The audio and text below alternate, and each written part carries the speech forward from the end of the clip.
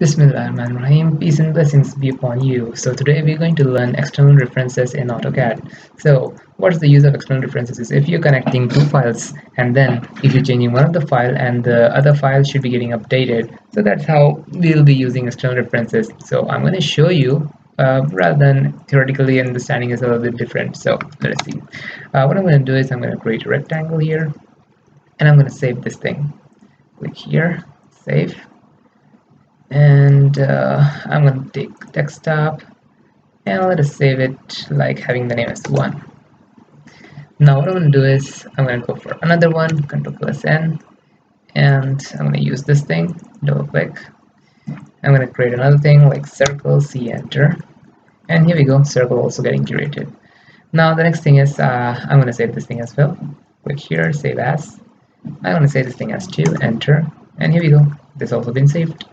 Now the next thing what I'm going to do is I'm going to type here xref, pressing enter. After typing that thing, it's going to open a kind of dialog box and you can see how things are. Sorry for that. Now what I'm going to do is I'm going to use this external references in order to attach the file. Like I'm clicking here and then attach DWG. It's going to ask me where exactly the file is. I'm going to say this thing, like this rectangle I'm having. Clicking on open and just click on OK, and then I'm clicking on someone. Basically it's going to ask us where's the origin for the previous one, so I'm going to say 0,0. Maybe it's going to say, yeah, that's done. And when that part is done, what you can see is I have a rectangle, even I have a circle here. Now what I'm going to do right now is I'm going to go for another thing like Control plus tab and then again Control plus tab, and this is actually the rectangle that I'm having. If I'm trying to change anything here, like I'm selecting the rectangle, perhaps making this thing not a kind of rectangle, maybe something else altogether. I'm trying to save this thing. Saving is very important, remember.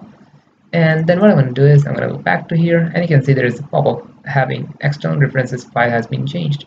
If you want to reload this thing, I'm just clicking here in order to reload that, or directly you can actually click here and then make this thing refreshment. However, I'm going to use this thing and you can see the thing is being changed. So this is how you can actually use the external references. How it is used is when we have a lot of service drawings like MEP or structural part, and you want to relate that thing in architectural part. If the structural person is doing something and that needs to be shown in architecture drawing. So that is where when the files are linked together, at that moment we will be using this kind of thing. So that was all about today's tutorial. Stay tuned.